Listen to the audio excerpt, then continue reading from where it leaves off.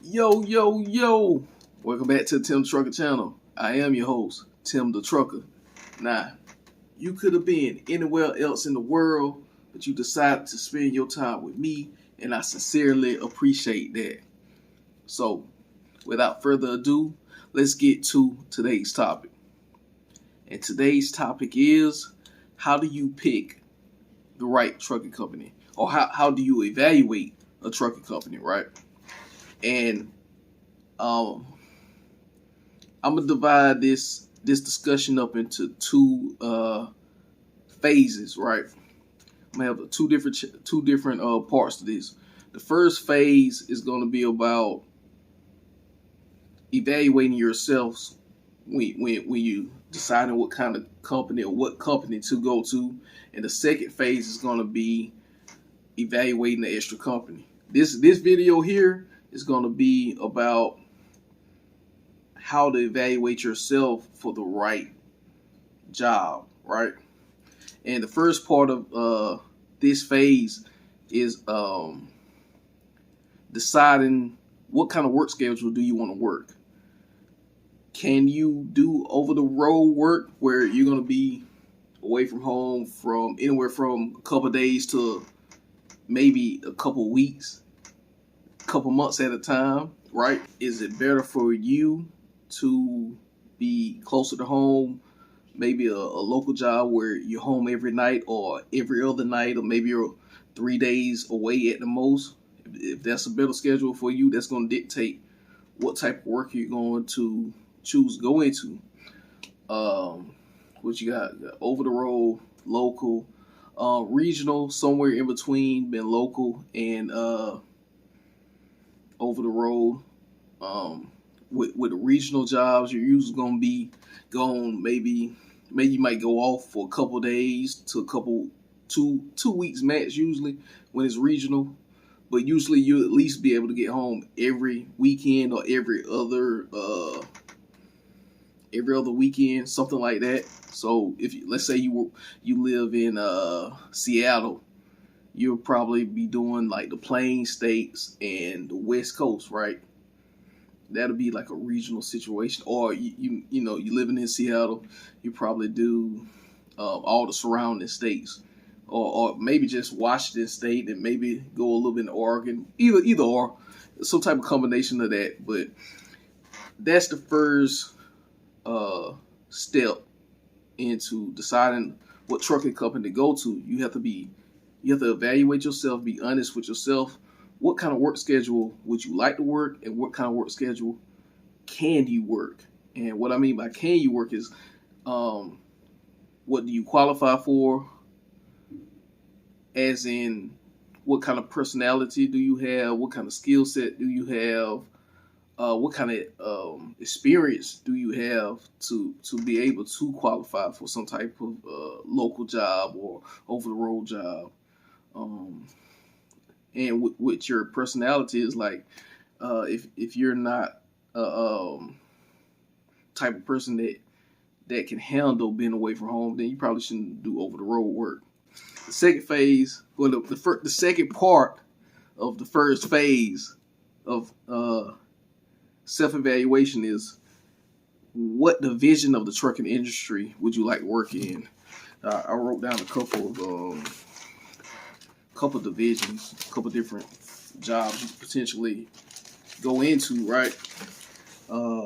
Would you want to do the drive in? I mean the drive in work, which is the more traditional trailers that you'll be hauled. You open the doors back into the dock, you get loaded or unloaded, and you drive it and take where it needs to go.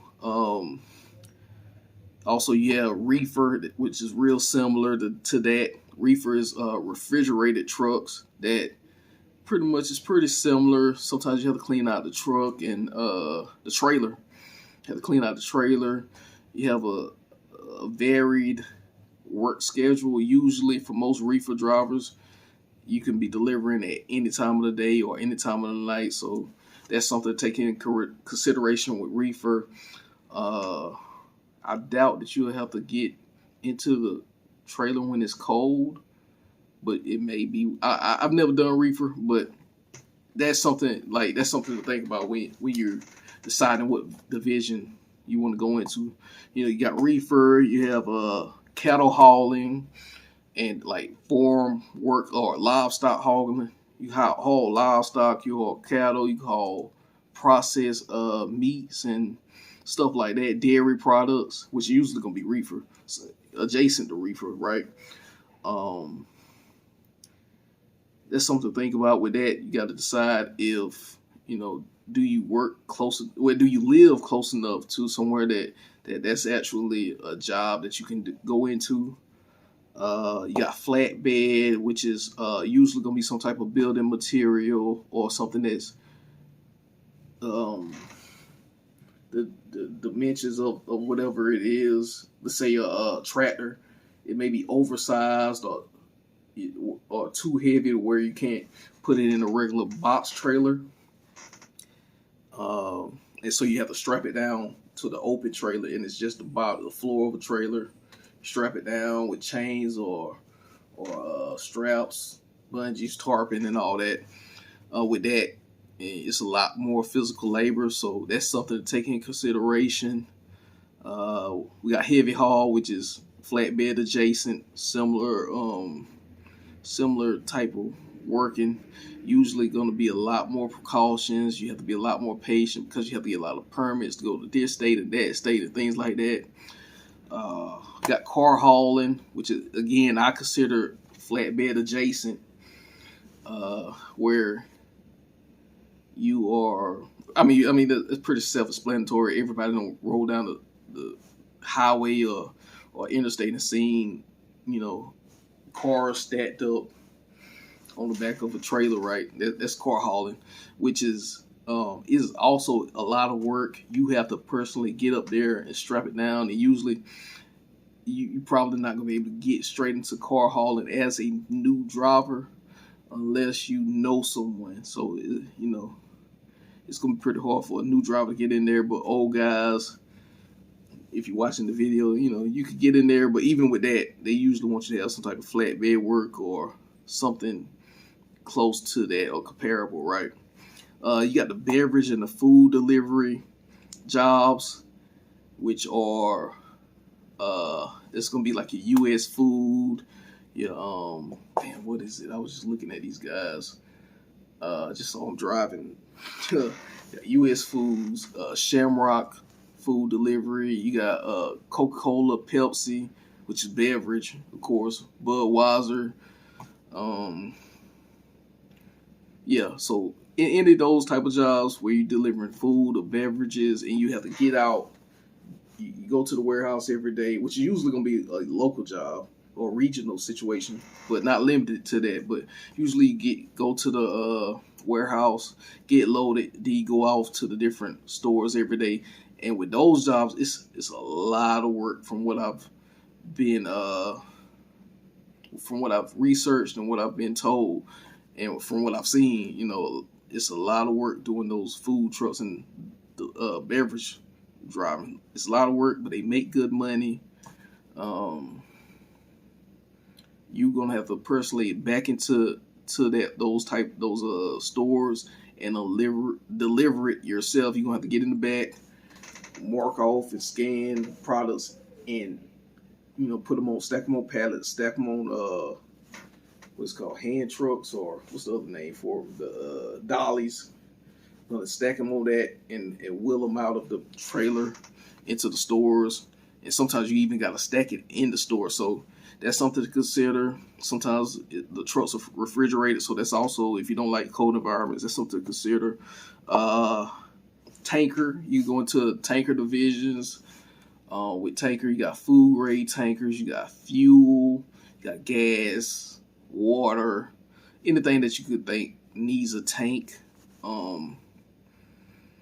You could be doing that. You could do sand, some type of dirt, grease, oil, whatever. And tanker is, another specialized division that they usually want you need to know somebody to get in straight out of school, but they usually want you to come in with some type of at least driving experience. And of course, with tanker, you're gonna need to get a specific endorsement, right? So you're gonna have to take some tests and do some studying to get endorsement before you can do tanker. But tankers make good money, so that's something to consider. You got your containers and like your port work and your rail yards, and with the containers.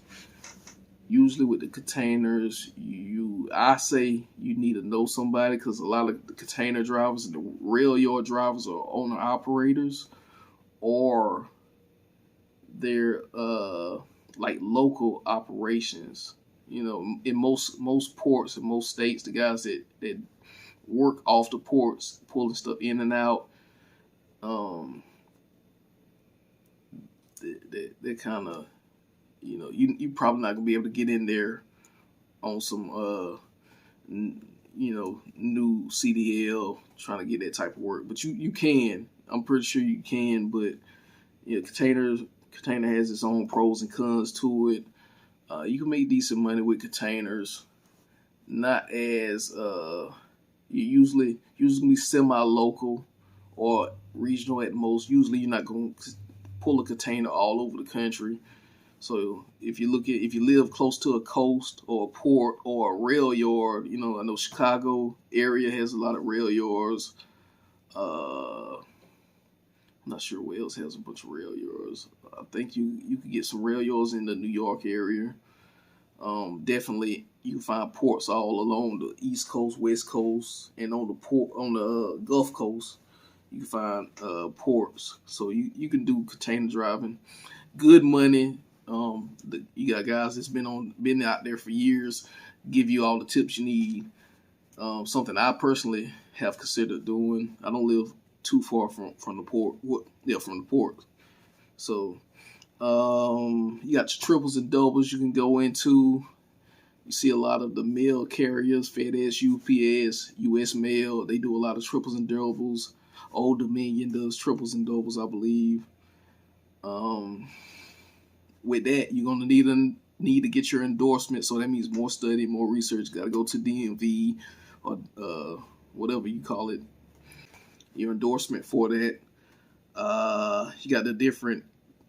Well, that's not a division, but you got hazmat, which is loads that you got to learn how to organize the placards. Hazmat is really just an endorsement. It's not really a division of the industry. So. But yeah, hazmat, you get your hazmat endorsement. That'll open up some doors for you to be able to do different hazmat type of jobs. You got your oil fields, which you get out there on the oil field. You can pull oil, you can haul water, sand, or whatever they need you to get out there. It's a lot of dump truck. It's a lot of dump truck work out there. Also, if you there may be something you're interested in once you get your CDL.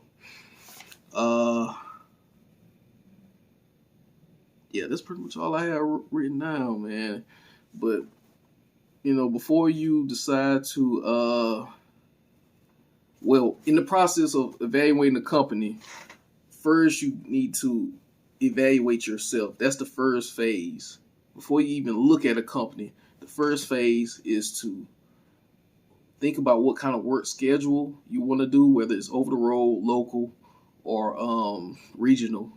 Then you need to think about what division of the trucking industry you want to do. Is it dry van? Is it flat van? Is it car hauling? Is it reefers? Do you want to triples and doubles? Think about that. Do your research on that. But that's the first part of the process. If you find this information useful, or I left something out, feel free to leave a comment below. Don't forget to like, share, and subscribe. Yeah, until next time, y'all. Oh, check out the next video, which I'm gonna discuss how to evaluate the actual company. That's the second phase of how to choose a trucking company, right? So until next time, y'all.